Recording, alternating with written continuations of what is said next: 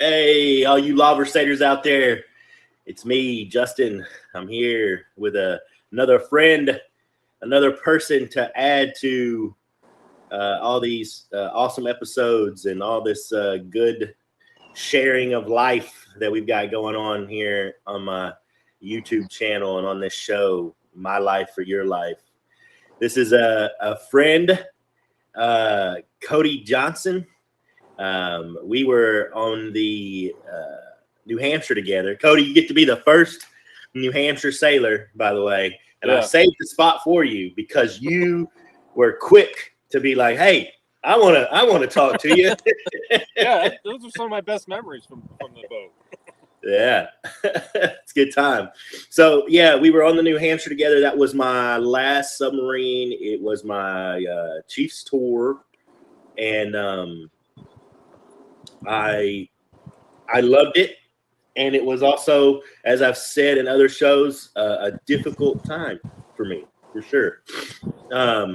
Personally, But either way, I was the chief petty officer of a division of mechanics, and Cody was a brand new, right? Yep. Brand new reportee to my division as a machinery division member. And we spent, so remind me, I've been racking my brain, man, ever since we first said we were gonna do this. When did you show up? I got there March of 17. And Okay. I don't remember when you retired, but I think it was like a year and a half after that. Almost a year and a half. Yeah, a year and a half probably. Okay. Right at. Man, March of 2017. I just had it in my. But you got there not too long after we got to the shipyard. Right? Yeah. The day I showed up was dry docking day. Squadron sent me. They're like, "Yeah, the boat's in Portsmouth. Drive there." I'm like, "All right." I'm like, they're like, they didn't have any contact info for anybody on the boat for some reason.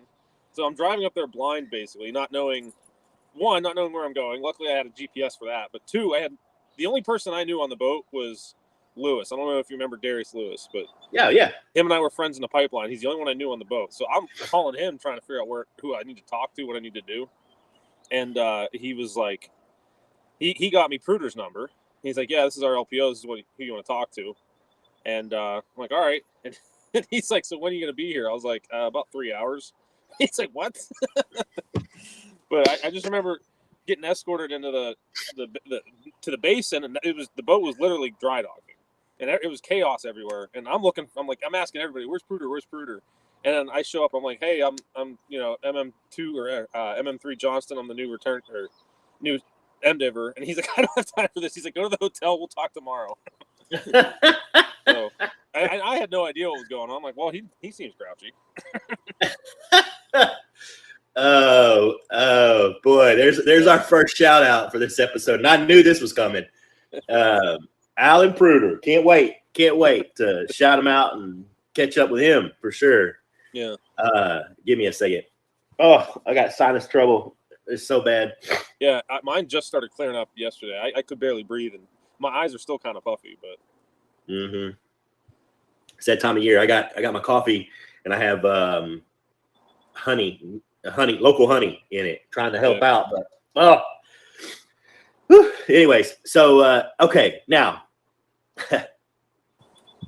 we gotta backtrack a little bit because this is important to kind of explain to viewers who may not understand. Now, a lot of people who subscribe to the channel so far, a lot of people who will watch this video are Navy folks, friends of mine from all different times, But I'm trying to branch out, and even in branching out, I'm going to encourage folks to watch these and get what they can from them, because there's a lot of good stuff to get. And basically, what Cody just explained is like showing up to work, to a job that you just got, and like you're all excited. It's day one. You've been hired, so to speak, and nobody knew you were coming. And they didn't care. And you don't even know who your boss is. Right. You're like, yeah, met no one. You don't even know who your boss is. And when you do meet them, they're like, "I ain't got time for you."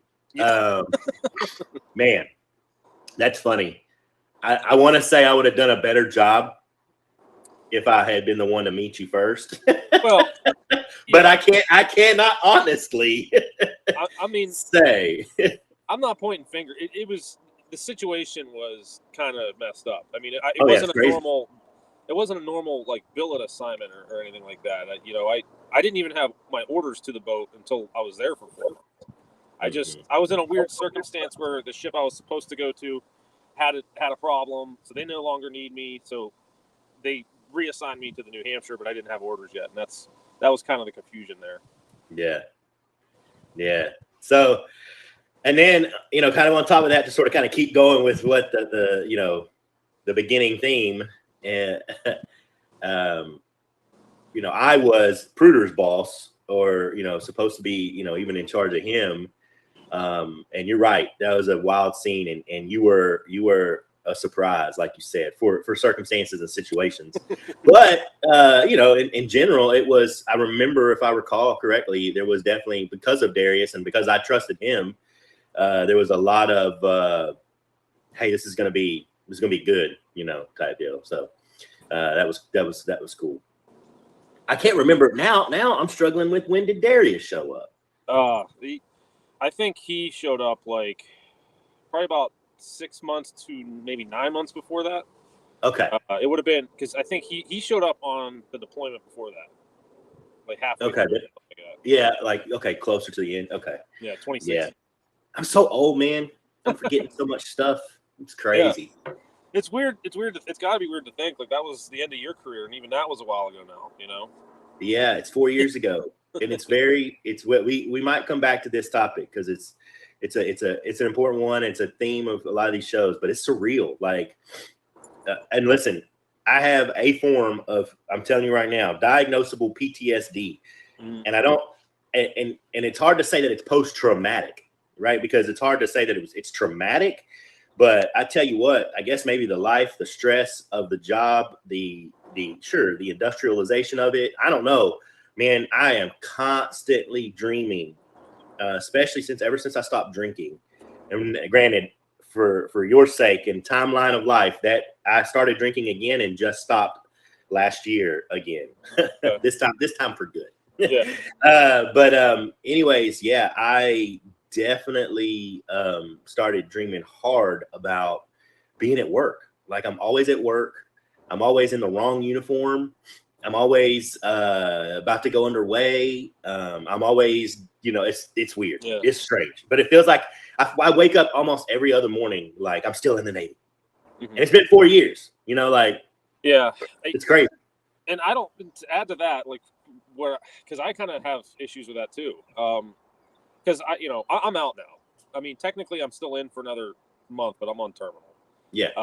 And in the 9 years I was in, the first 2 years on that boat is the part that keeps running in my head over and over again. I don't know. I think it was, and talking, because I still keep in touch with a lot of the guys. We have a group chat called, it's just called 778, and it's a hodgepodge of people over from the 2014-15 time frame to 2022 time frame. There's not really anybody. Well, nobody's in it that's still on the boat now that I think. But anyway, yeah, we talk about that a lot. Is that those years in shipyard were the worst? It did a lot stress wise, Yeah. And trust me, we had hard times after shipyard, but something about that time frame just really it made a lasting impression, I guess. Okay, well, we got to talk about that some more for sure. Try to feel where we want to go from here.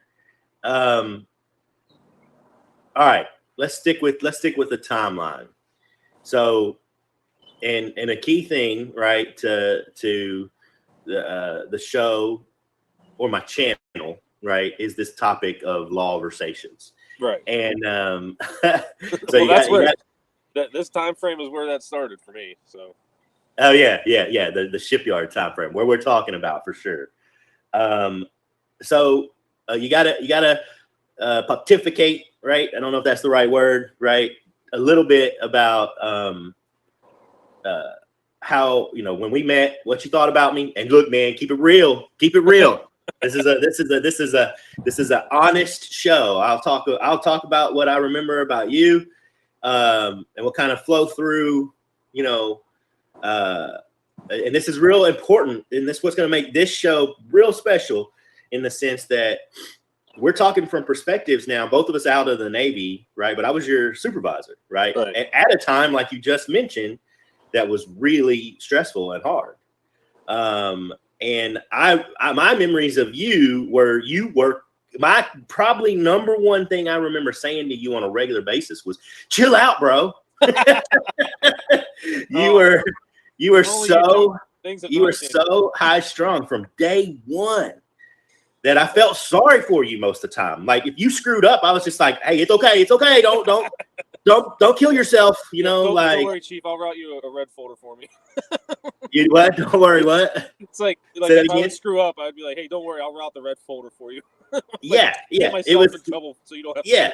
Yeah. It was. I didn't ever have to I never felt like I may have gotten onto you like one time, legit, if I can even recall. Oh, I have a good story about that. Okay, I'm looking forward to it. I need you to remind me. Okay. But so yeah, that's what I recall about you. Now remind me and my audience, right, what you remember about me and us meeting. Well, I remember, and again, we're gonna be honest. I didn't know who you were for probably 2-3 months. Say what? I didn't know who you were for probably about 2-3 months. Dang. And I just remember because you're new to this environment. I'd been in the Navy a couple years, but not in a full command structure like that.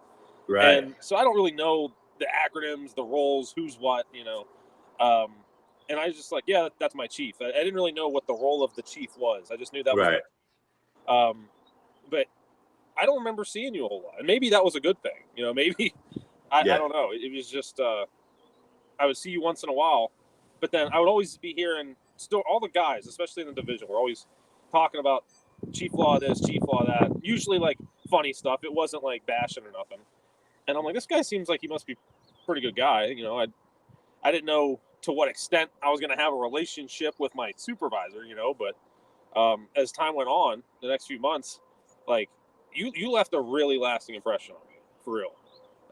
That year and a half that I spent on the boat with you there, I was telling stories about you for years, and I'm not going to call out any names here, but we had a lot of struggles, the division, with chiefs for the years coming after that. So some unexpected life changes in some people's lives, and some things that were avoidable that just didn't get taken care of. But we had it was like a rotating pool of chiefs. I had 5 billeted chiefs while I was on board. Oh my goodness! Yeah. So that is, just so everybody understands, that is really, really abnormal. Yeah, and it to a point that it got to be a joke. It was like who's the chief this week? You the chief this week? And but that's what I remember the most was just the jolliness. Like you always, because we were in a bad way back then. I mean, we had some fun. Don't get me wrong, but there were some high stress moments, specifically towards the end in shift work, and stuff was breaking left and right. And some, we would get at each other's throats sometimes. I remember, and we'll talk about this story, but I remember me and Lewis getting into it one time, yelling at each other, about to go to fists, and you just stepped in and you yelled at us, but somehow it was funny. I responded and I go in my corner and I'm thinking about it. I'm chuckling, that was kind of funny actually. You always had a way to do what needed to be done, but in a I don't want to say a humorous way, but a joyful way. Hey, this doesn't suck as bad as we think it does. We just got to do it, and that's life. Yeah. I'd say if to define it, I believed that no matter how much the suck was, you could always have fun. And I'll tell you, it's funny talking to you as a representation kind of of the end of my Navy career. If you go back and you look at all the other episodes, either they are people who taught me that, or that I did that with together, right? With few exceptions. I think only one one person in the group would probably say, no, you taught me that, that like, look, man, you don't have to be so serious. And so, just like life can be joyful even in the worst of times, or you can get the best out of it, and I don't know, man, I still to this day, I'm still the same way. Like I for all of the struggles I've been through and all the things that I've dealt with, I'm still looking at probably, if you're going to find me pissed, you're probably going to find me mad at somebody or something because they're making people unhappy. Yeah. Like that's my like, why are you doing that? You don't have to do that. It's already no fun and miserable. And it's usually like an overarching, like the job itself, the people way up here that we don't touch or talk to, making our lives miserable down here. Yeah. So why do you right here decide to pass on the misery by filtering it? Right. Like, why would you do that? It doesn't even make any sense. And I remember those times. There's that, again, I'm not calling out names, but I remember the incident up in the classroom. I don't know if you remember that, with somebody that was in charge of, us. But there was a chair thrown. Oh yeah. Oh, okay. Yeah. I was about to say, like, are you kidding me? You think I would forget that? from what I remember about that argument, because we overheard some of it, but that was basically the overarching theme of that argument, was that was why you were heated. Yeah, it was. Listen, I gotta be careful because I respect people involved a lot. I respect and am grateful and want to interview some of the people that were involved in that situation. But it was completely unnecessary. It was somebody believing in their need to flex their strength that they didn't need. It's just like everybody already understood it and everybody was already afraid of it. And there was no need to, like, it wasn't like somebody was purposely, intentionally in that process being insubordinate. It was more just simply situation and circumstance did not allow for the process to play out the way that it, should. It basically, what it boiled down to was, even after giving over, we're talking ridiculous amount of percentages of, between me and Chief Ruffin, we gave more, I gave more than half of engineering department training and he gave the rest. You know what I'm saying? Like with a smattering of officers and stuff in there every once in a while, especially on deployment. Deployment was crazy. When they realized that I could teach and that I could hold people's attention, they were like, "Oh, you're giving this training." Yeah, that's the curse of doing a good job at stuff. That's right. That's right. And every time, with few exceptions, that was probably maybe the third time in years worth of giving that kind of training that I had not gotten the engineering department training reviewed by the captain. But the reason why was because the captain was not available the whole week before the training was given. And the XO was not available for most of that week as well. And the engineer knew this. I'd already told him. He had already looked at it. And instead of backing me up, he kowtowed, which I don't, and part of me doesn't blame him, because the way that structure worked was like, he didn't have a voice, even if he would have tried to have one. Really, I don't think you would have to be a really strong person to stand up, and I just don't think he had the ability to do so. And I don't know. That was their world. That was the officer world. I didn't entirely, I just observed it. I didn't say I don't act like I understood it. But what caused me to actually truly flip and throw a chair across the department head's office, is a good story for everybody to understand, was not that. So they stopped training and they were going to make everybody suffer, like you're talking about, because the process had not happened the way they were supposed to. I saw in the background the captain talking to the XO going to talk to the engineer. So I kind of knew what was about to happen as I'm trying to introduce this training in front of, like, I don't know how many other, probably 60, 70 of the us. was huge back then. That was and the room was stuffed full. Yeah. People were sitting on top of each other that day. And man, I saw it all happening and I was good with it. I was angry. I was mad, but I was okay with it. And I just needed to get some fresh air. I needed to relax. I needed to chill. I needed to come down. And the rightfully so, wanted to speak with me and talk with me and kind of calm me down and probably sing my praises and tell me, look, I know you're doing a great job, but don't get upset. He probably was just trying to help out. But in the long run, I told him, no, I got to go. I have to go. I could feel it just boiling inside of me, all of the frustration of the moment. And then he just kept saying no. And then the worst thing you could possibly do to a human being who just don't take this kind of behavior. I'm an American,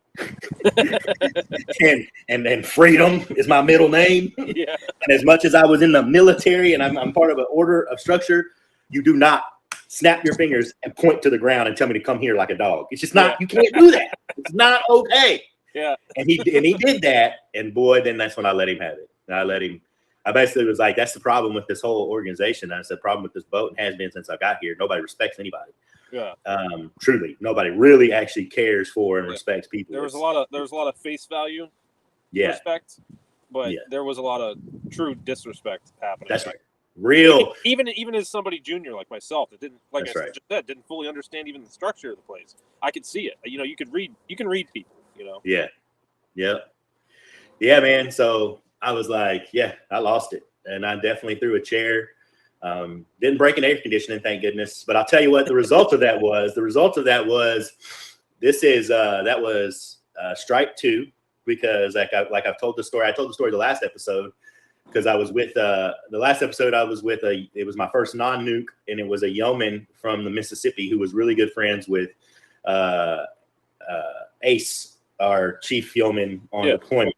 I don't know if you check in with him or not. Yeah, there was about, I don't know, maybe 9 months. Oh, okay. Overlap before he. Okay. I don't know if he retired or went somewhere else, but there was some. No, he went. That's right. You know, and you know, I thought about that too the other day, because I know I was telling a story about a crazy party we had. A pity party for those who didn't make senior chief. I couldn't make senior chief, so I was just like, let's get drunk. But anyways, so Ace and me got into it, and I got real pissed. It wasn't really that I was pissed at him. It's just he was sort of like the catalyst, and I broke my pinky finger punching a stairwell because I was so angry. And again, I was angry at the fact that a group of men were constantly trying to find a way to just not be friendly. And I'm telling you, man, like for me, I always say this. It's funny. Whenever I introduce myself, I'm like, and I did this in the Chiefs quarters too. I'm like, hey, and they made fun of me for it, of course, which I asked for this. Anytime you do this, you're going to get made fun of. But I'm like, my name is Justin Law. My friends call me JP, and everybody is my friend. You know, like, I'm that guy who's like, give me a hug or I'll kill you. You know, like that's my MO. Yeah, be friendly or die. So yeah, that was that situation, that circumstance, and that is also a little bit of what you're talking about how like you felt about the jolliness, the Santa Claus aspect. Yeah, it did, and that's why I particularly appreciate the beard now that you've got going on. I've been following this fast the beard because I love it, dude. I love it. Yeah, I feel like it does. I love the bald man mullet too. I got the hair. I'm digging it. The grandpa look. Because the whole time I knew you were bald. Bald, clean shaven, no mustache, nothing. And you were balding kind of, but you cut your hair so short it just looked bald. Yeah. And now it's like it's hard for me to see that again because I've gotten used to the veteran Justin the veteran, not the Chief Law. Yeah. Yeah. No, I'm with you. I hear you. Okay, so we'll try to move on past this point, but let's go ahead and tell me, is there any other stories that you wanted to talk about like mine and your interaction or the supervisor to subordinate, you're talking about the chief troubles that you guys had. I had a question. I actually asked, it was funny. I felt sort of silly and desperate. Because I forgot, who did I ask? Everett, Brandon. I asked him, I said, man, was that really, this is, I don't remember when this was a while back ago now, maybe 2 years ago. It was like, I just thought about it. I saw him post something. So I was like, oh, he's not out to sea or something. And I was like, hey, was I a good chief? And he never, he's probably the last person you want to ask those kind of questions to. and he never responded. I think he hit me up. I think he hit me up later for like a job, for like his second. I think it was a second job, recommendation or something. Mm-hmm. But yeah, I think we've done the Facebook chat since then, but I never re-asked him the question though. Yeah, he's an interesting character. But yeah. Oh yeah. Everybody in the division was. Let me tell you, and you're all your own ways. That's what we talked about. There was like, I don't know, there's something in the water, I guess, up in Kittery, because there was a lot of characters back then, especially in the division. I mean, there's so many different backgrounds of people, and we didn't always get along. It was I mean, we made it work for the most part, but and then of course, like we where's I going with that? Well, whatever. One of the things that I wanted to talk about, because you had mentioned what we're on the topic of Lawversations, some of the stories I had from that time period. Yeah. So I remember the thing I remember the most that I always laugh about was because even everybody on a boat knew about Lawversations. I don't think anybody called it that. I don't think we had a name for it, but we knew it was a thing, and it was always a game for those of us on midwatch. And for people that don't know, midwatch is because it's 24-hour shifts basically, and the people that have the midwatch, it's skeleton. There's only a few people, and you find ways to keep awake and keep active with things. And and the days you were on duty, you would come back and you do your tour and your review, at 3 a.m. And then typically there's that time period where you go back to sleep for like a couple hours, and then you wake up again for the workday at 7 or whatever. And those of us that had that watch, it was always a game to keep you awake from whenever you woke up for your 3 a.m. tour until reveille when you had to get up for work. Because we'd wait for you to walk in, and we'd ask you a question like, "Hey, religion," or "Hey, politics." So I have to pause you right there. And one of my buddies actually on the Mississippi said that when I first posted maybe the first video, I don't know, his only comment was, "Oh yeah, Lawversations. I remember those. That's when we so he defined a Lawversation as us trying to keep you awake on your midwatch tour." So yeah. Well, no offense, but you guys were not original. I just think it's funny that carries with you from one place to the next, and there's no other than you. There's no other crossing over. It's just it's just you. That's how much your personality affected that. Yeah. But I mean, and there was a whole bunch of them. I can't really remember any that stuck out particularly, but I just remember that was always our thing. And then at quarters too in the morning, we would the division, like especially Everett's. You mentioned him. We would always try to get you going in the morning too, to postpone us actually getting to work. Because again, for those that don't know, we have quarters, so we meet I think back then it was like 7 or 7:30. I don't remember, but we all get together. It's like, all right, hey, this is the plan for the day, and usually it was you or Pruder that was leading it because you were in charge, And it's like, all right, get to work, and we would just keep sitting there. And then usually it was Everett to be like, hey, Chief, what do you think about this? And we'd get you going for another hour or so we didn't have to go to work yet. That's true. And Pruder the whole entire time would be stewing. Yeah. Yeah. Yeah, he was. And it wasn't like I wasn't privy to what was going on. Yeah. I was going to get my feel regardless. I was a somewhat selfish person. Yeah. And I was going to say what I needed to say to feel better. And so it wasn't hard to trap me. Yeah, you knew what was going on because we didn't always get you to fight. There were sometimes you're like, nope, we're not doing this today. Get your asses up and get to work. That's right. But I always did love to like sit there and I remember multiple times being like, chill out, Pruder. I'm talking here. Yeah. That was such a fun dynamic. I remember that dynamic, you two. You were the mom and he was the dad. That was essentially how, for somebody like me, that was the relationship in the division. That's right. Yeah. I tried to get him to be more motherly. But it's not really in there. Yeah, he wasn't. As his CPUP, it wasn't really in there. No. No, he He was a he sink or wasn't swim happy. guy. He definitely kept with he definitely kept with the typical mantras and the viewpoints of Navy leadership. It was no, be an asshole, and if you're not being one, try harder to be one. Yeah. And the other story I wanted to mention too, if we could, I briefed on it earlier about the one time you got mad at me. Okay. And you like you had mentioned, it was honestly pretty difficult to really get you going. I mean, yeah, sure, you'd get agitated or f this or there's little moments like that, but very rarely were you yelling, pointing fingers, that kind of And I got you there one time. I never forgot it. Remind me. So Lewis and I were the welders, and Lewis was from the day I showed up. He said, "Hey, you're the lead welder now," and I had no idea how to run the pro. I never filled out a QA form, and it was fine and all, but I took that and I started running with it, and then so I'm like, all right, this is my program. I'm gonna run it my way. And especially back then when I was so junior, I had nothing else to be in charge of, so it was my own little baby. I took it very personally, just like everything else.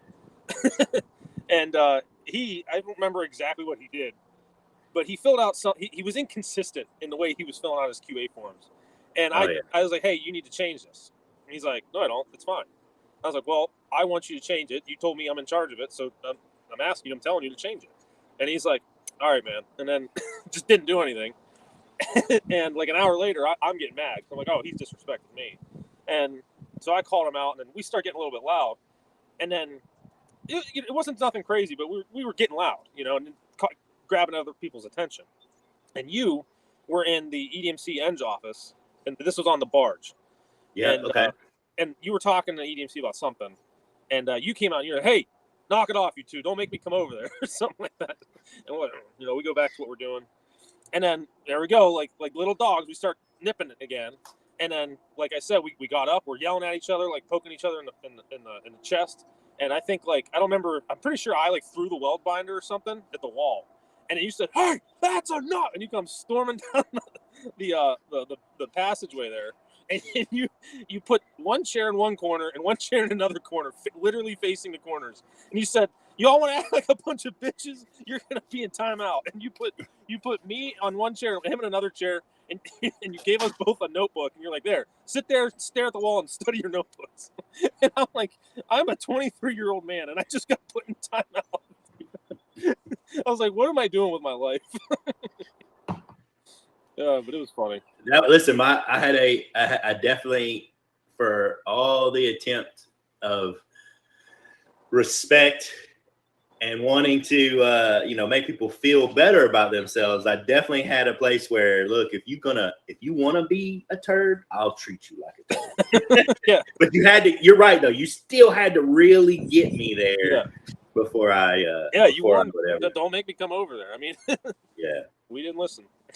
That's funny, man. I've totally forgotten that story. I'm telling you, there's some, how there's like those moments that you remember them forever. Yeah. That moment of sitting in that chair, staring at the cover of my notebook. It doesn't run through my head all the time, but I'll never forget that feeling. I'm like, it was just pure humiliation. And that's not how you meant it either. I put myself in that position. Yeah. Yeah. No, yeah, man. That sounds like something I definitely did. I do somewhat recall you two fighting, and I do remember being like, and I think in my mind the whole entire time, for me it was no, hell no. Like, we got too many people in this division trying not to be friends. I ain't gonna let the two guys that are friends hate on each other. That ain't happening. Yeah, that was my thing. I'm pretty sure you even mentioned something about that too, because we were friends for years before that, and to this day we're friends. I actually, when did I talk to him? I think it was about a month or two ago. It was actually pretty recent. We still keep in touch. So, man, I love it, dude. I love the camaraderie. I love this. So this channel sort of it was truly going to be kind of like, you know, and it's still going to turn into it. So somewhat like a life memoir type deal. Right. But in my mind, I thought, look, I don't want it to, just be about me. I want it to be about the people who I knew and the events and things that happened in my life. And a part of that I have not yet gotten away from in these interviews, and I don't think I'm going to. I mean, unless, until I, probably interview, the first civilian, so to speak. Mm-hmm. And I'll tell you right now, like, even then, I was thinking about the other day, like I was going through the list of people who was going to be. It's going to end up still being about, like, there's going to be pieces and parts that are going to come down to camaraderie. And they're going to probably, here's my prediction. If I was going to be prophetic, right, they're going to talk about how, like, I was such a good friend and I was so friendly and I just wanted to be, care about people and stuff like that. And I'm going to kind of say, like, listen, like, sure, I might have been born that way. It might have been family instinct and taught, and may have even been my religion and my viewpoint there. But a lot of it had to do with the place where I was able to grow that type of feeling in that way was the military, and it was the Navy. And it's a big deal in all these episodes. And I know it's a big deal for people's lives in general, veterans getting out. And, listen, I know you're like out now. And I'm sure you probably have something you want to say about this. Are you nervous? Are you nervous about missing that piece, that level of, like, family and friendship and all that stuff? I haven't really struggled with it yet, but I definitely I've been having those moments where it's like, well, now what? Like I truly, and we're going to keep in touch. I've always made efforts to keep in touch with people. I mean, but they're still not going to physically be there anymore, and that's the part of life that I'm moving into now is it wasn't my choice. I joined the military. That's what the military made me do. But I replaced those bonds that I have with, like, family. I replaced those bonds with these random folks from all over the country, Yeah. And here we are years later, and we're back all over the country again. And now what? Like, I still, as a human being, you still need those relationships in your life. And that doesn't mean you need to replace those people with new people. But, it's reacclimating to that. Like, it's a mind shift change that I'm realizing is something I'm going to be working on for the next few months. Yeah, and you're gonna work on it for a couple of years. But you're a smart guy, and I don't want to take anything away from what you're going to be capable or able of doing. But I will say, if I was going to give you any piece of advice or warning, right, I promise you, don't get disappointed. Just be prepared. This is one of the themes of a buddy of mine, and I think he was episode 3. Nate McMacken, he was on the Mississippi. This was something that he got out. Most everybody I've talked to is either still in or they're retiring. He's the one guy besides yourself who got out, before. Well, are you at your 8-year point or 10-year point?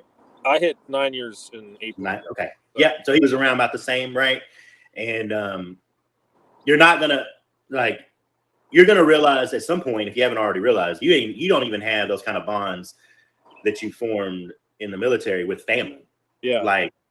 And so it's going to be tough to find it again. And I don't want to discourage you, make the effort to have those kind of relationships because you recognize how valuable that was. And I totally agree with you. It should probably be a theme for veterans to basically be like, look, it's hard and ain't going to be the same. It isn't just given to you. Like you said, like the military did it to you, right? It's not just given to you. So you're going to have to make it happen, but it's possible still to make it happen. Yeah. And that it's a right thing. I think, to be honest with you, I think it's a correct thing. I think brotherhood, like, just say the word, right? Like, yeah, that's good. That's good. Yeah. They write songs about it that are not military related, Yeah, it doesn't have to be military to be a brotherhood, Yeah, brotherhood, sisterhood, that's another thing too that's been wearing on me. I gotta get a girl on here. Well, I've worked with some females. I gotta get wife permission, and I have to get a Navy female on here. Yeah. Anyways, side note. Yes. Yeah. That's definitely probably be a little bit harder being on a submarine, but I'm sure, like, your shore tours and whatnot, you've had. Oh yeah. Yes. That was something that changed right before I left. Actually, we started having female officers on board, and they started showing up. Yeah, they still do. But when they first started that was like I want to say like 2019 or 2020 was that first started. Yeah, honestly, went really smoothly. There were some hiccups here and there, mostly from people that just in general don't know how to act right, but that's something, so let me sing your praises a little bit. Just the way you just said that. That's something I envied in you. Like as a younger, quote unquote subordinate, right? You always you got a very wise perspective for your age. You're intelligent and you're just, I don't know, man. It's a lot of the times, other than your anxiety, yeah, you got the right answer. You know what I'm saying? You got the right viewpoint and level-headed. Let's put it that way. I gotta thank my parents for that. I guess I didn't give them as much credit as they were due, but I am starting to realize that now. Oh yeah, the older you get, man, I'm telling you, you will things will start getting put into compartments like they belong in your brain and in your heart, and you'll be like, "Dadgummit, why did it take me 10 years to put that in its right place?" Yeah. That's a frustrating piece and part sometimes, but yeah, man, it happens, and you're right, dude. You definitely came very well home trained. It was very obvious that was the case. You were far from on the spectrum of people who don't know how to act anyways. You were far from it. Yeah. All right. So what else? So the next thing I want to talk about, of course, is where you're at now. Like, so we can, because we're going down the timeline, you can tell me like, okay, so you left and you kind of already talked about how you had some difficulties, but if you want to give some big picture rundown, we don't have much more time, but some big picture rundown of like what happened in the New Hampshire life and your life past that point, which could then lead up to, hey, this cute child you got going on around you in your pictures on Facebook and and marriage and all that good stuff. You can tell me about all that, and you've been in Hawaii, so you can tell me a little bit about that. Just head down that timeline. All right. Let's leave me and let's move on to Cody. All right. Well, so we'll summarize, I guess, like Navy stuff. So after you left, so as you probably remember, that period of time, like we mentioned earlier in this, the department was huge. The division was huge back then. I don't remember exactly how many people we had, but it was a lot. And that at one point, there was 20 of us. Yeah. That very quickly started dropping off.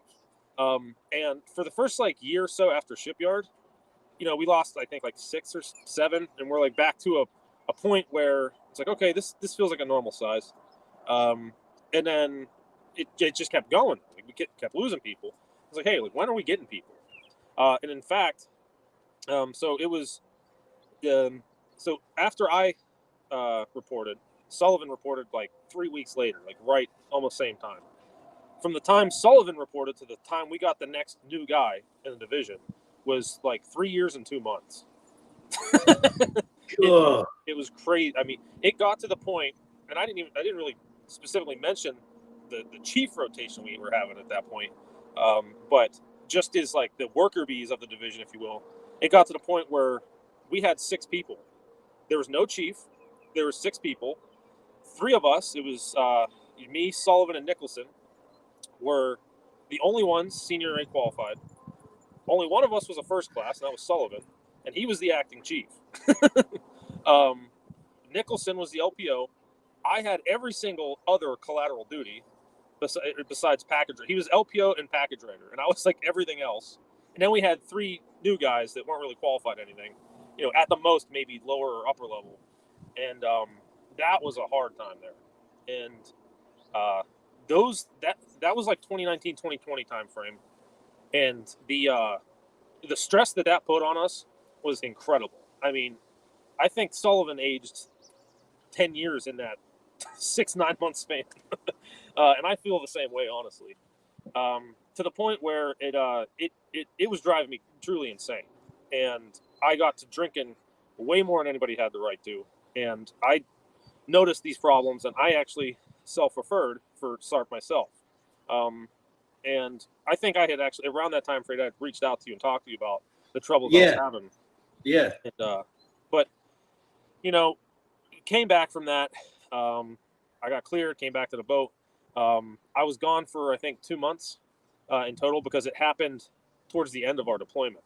So I missed the last 2.5, 3 months of deployment, and came back, and it was you could already tell it was a new place, because during that time frame we had gotten like 2 sea attorney first classes. We had gotten assigned a chief, like an actual true billeted to us chief, not just somebody like a temporary placement type of deal.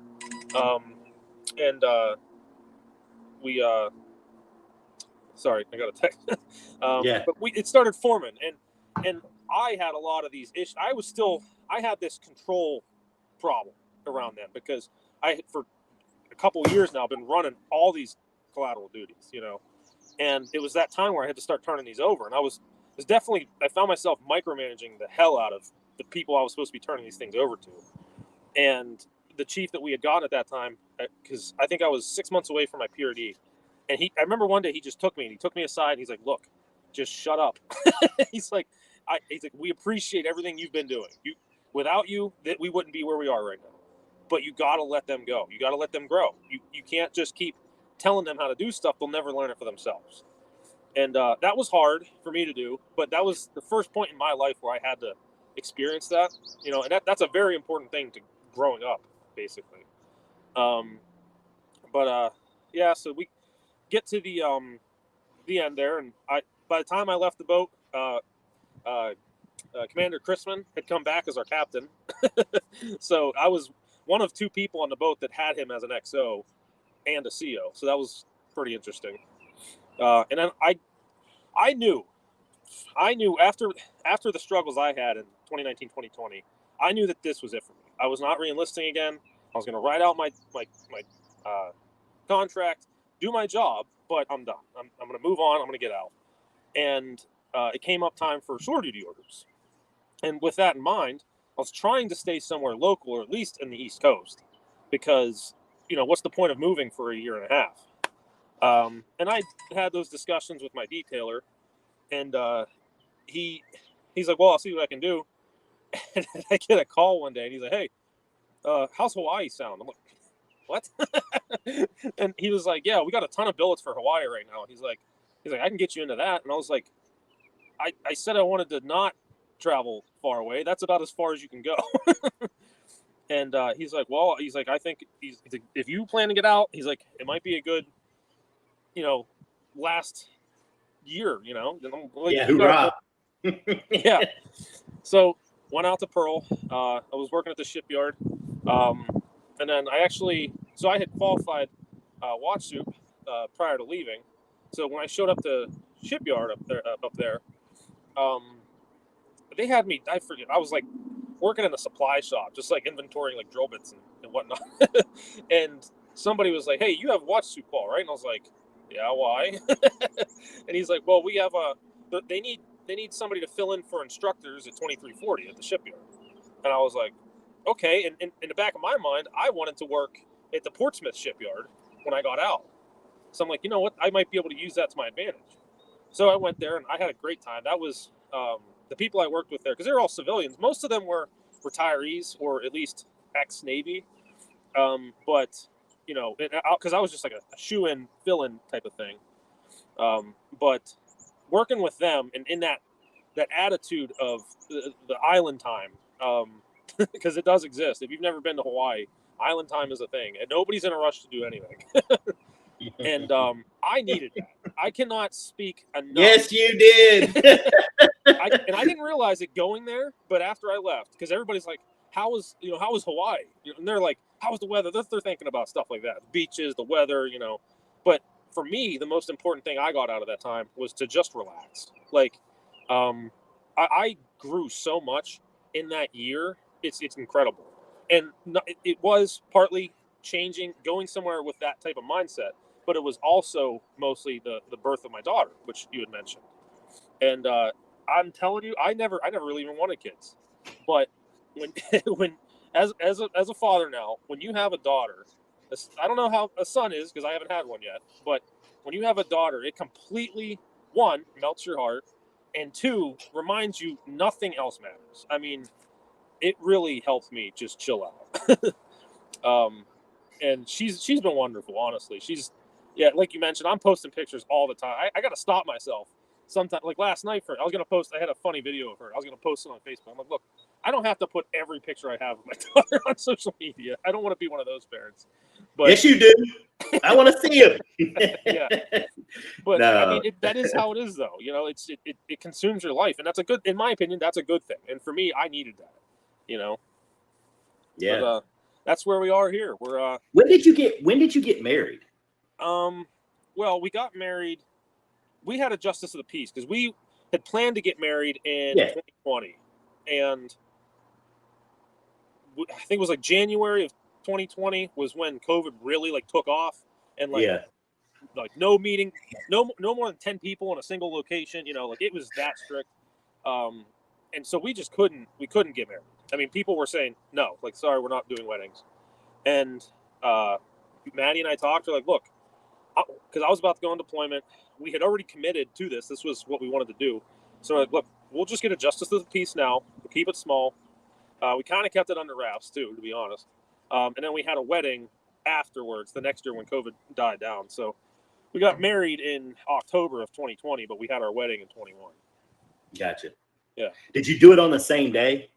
No, it was like 5 days apart. No, you got 2 anniversaries, man. I've done the same thing. It's the worst. Yeah, and that's the problem. That's the problem because I keep forgetting which one is my anniversary. I have a wedding ring and I engraved the date on the wedding ring, and I was showing Maddie it, and she's like, "That's the wrong day." Stop. Oh. Yeah. So we tried, but we couldn't get it on the same day. Dude. Yep.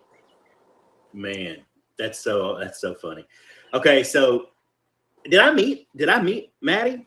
Yeah, briefly. Was that like my going away party or something? I think that was the only time actually. What was your going away party we had? Okay. Yeah, because I remember she was hanging out with. I think she was hanging out with your wife. What's your wife's name again? Brandy. Brandy. Yeah, I remember she was hanging out. She's like, that Brandy chick's really cool. Who is she? I'm like, Brandy. I'm like, wait, that's Chief's wife. And she's like, oh, she's like, I guess she thought like they were the same age or something. But yeah. Maddie. Now you know what? I gotta get her in here. I'll get her here in just a second.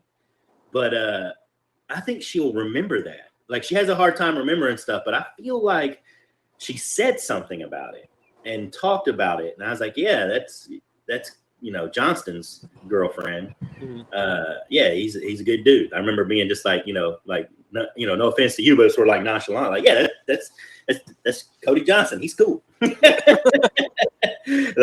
like I was like, good. I'm glad she's not crazy. Yeah. for his sake, type deal. Yeah, cool. I make up all the crazy, so I got plenty of it. There you go. All right, so and now what are you doing? So you're out. You've had these really cool, interesting moments, especially with the real important one of having a child. What else? Well, so I'll be brief with this because unfortunately I do have to get going here. Pretty soon.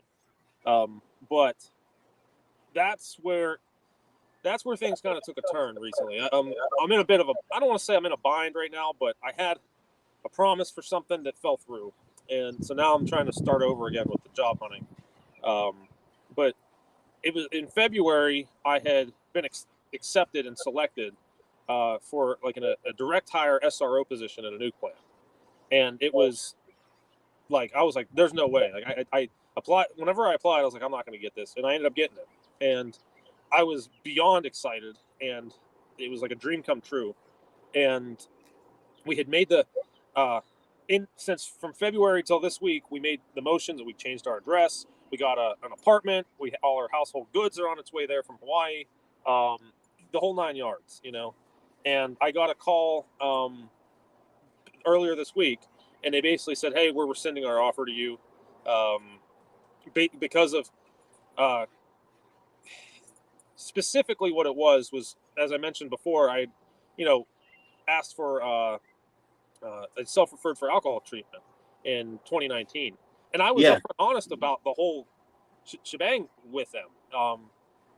So it kind of caught me by surprise because whenever I went through, I'd already been cleared by their medical office, but then the security office, site access, they flagged me for it, and they're like, "Hey, you need to you need to get outpatient treatment. And I said, for what? I already got inpatient treatment. And they're like, no, you need to get it again. We've made the decision that your hire is on hold pending receiving outpatient treatment. And I was like, you got to be kidding me. I was like, and I sent them all this paperwork, like to show with counselors and stuff how I was cleared and all this stuff and the progress I'd made in the last couple of years with it. And they're like, no, it doesn't matter. You need to get outpatient treatment. And I was furious about it, but I was like, look, it is what it is. This job means the world to me. If that's what they want, I'll get them. So I started making phone calls. I got a hold of somebody. She specifically did, addiction counseling for employees and employers of nuke plants. That's specifically what she did. She was the go-to person for this. And I gave her the number of the person who had called me and told me I needed to do this. And she said, I'm going to call her, make sure I'm on the right track with her, get you exactly what you need, and I'll call you back.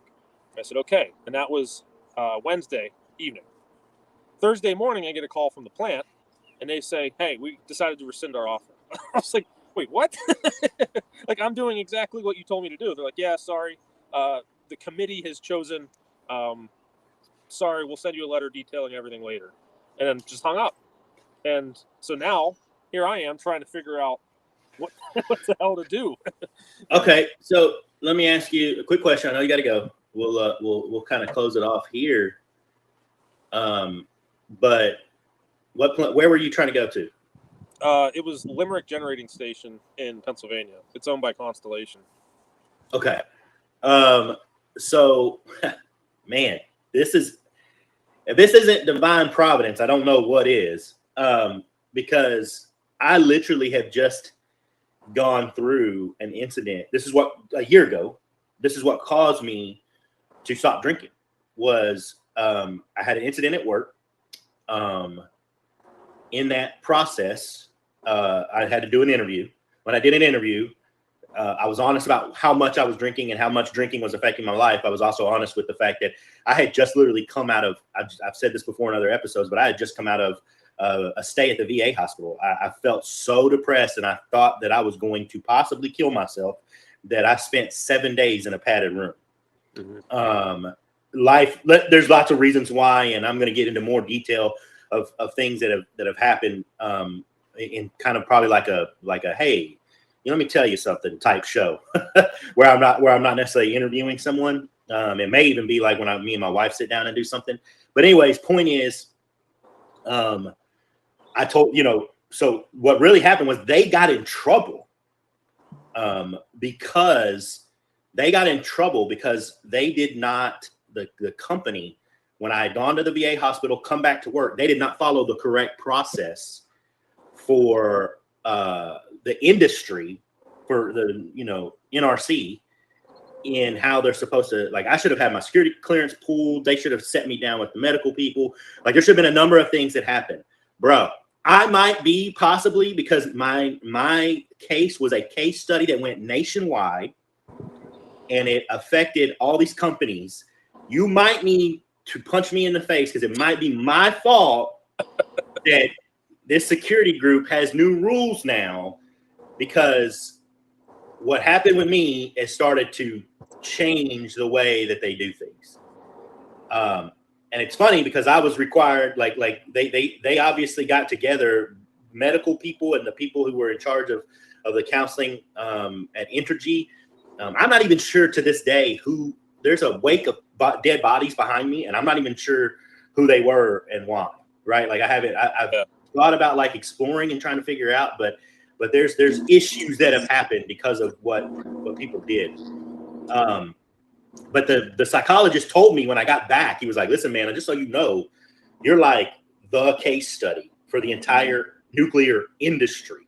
I'm like, what? He's like, yeah, the mistake. He says it's not just because of you, but it's because you were probably on the top list of 5 particular incidents across the nation.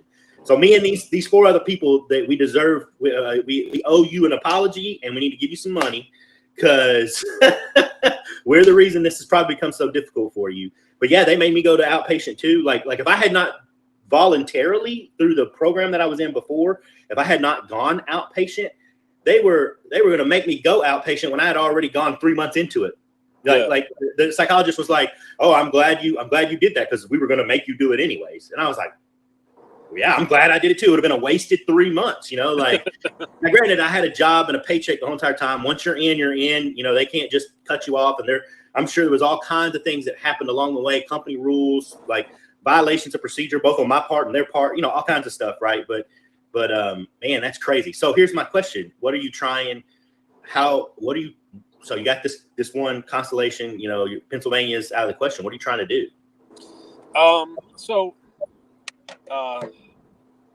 When I took that offer, I had been applying to a couple other places in New Hampshire.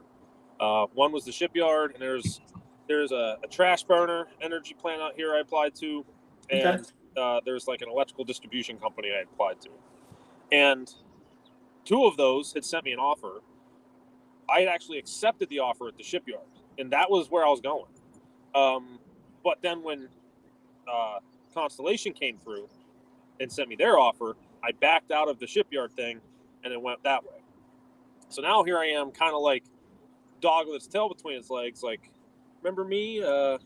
He still got that job, you know. And to keep it short, in our hearts, we knew, Maddie and I, and my mom talked about it too. Our families know it. In our hearts, this is where we wanted to be physically. Was New Portsmouth. Hampshire? Yeah. Well, New Hampshire. New Hampshire. And you kind of mentioned like the whole divine thing. I think that this might have been one of those moments in my life where God stepped in and said, "Look, I know you want to do this, but I have something else for you. You need to do this. I know you want to do this, but you can't let your wants get in the way of your needs."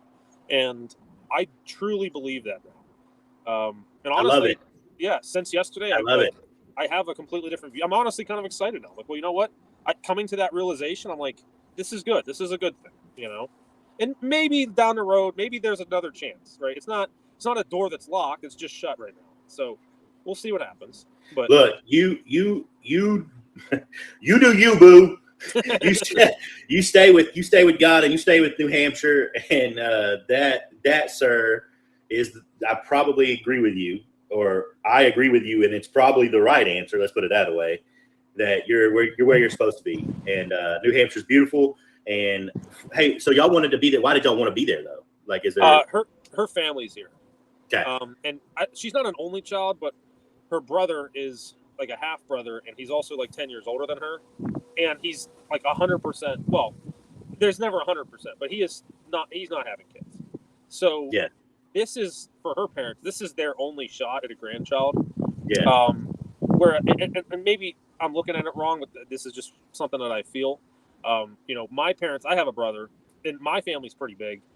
I have a cousin with kid. He's probably gonna have another. My brother's gonna have kids. So like, maybe it sounds selfish, but my parents are gonna have that elsewhere, whereas her parents, it's only gonna come from us. That's great.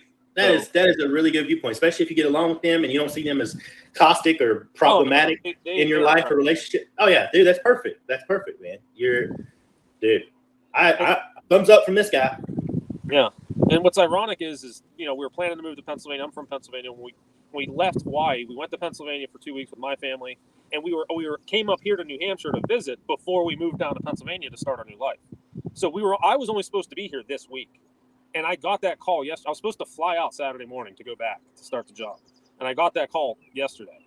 So even just the timing of it, that's what I'm talking about. It's like, hey, why don't you just hang out here a while? I think you might like this better, you know? So I love it. I love it. Roll cool, man. Punch. Cool. All right, look, this is a good stopping point. Yep. It's been real, man. I have enjoyed it.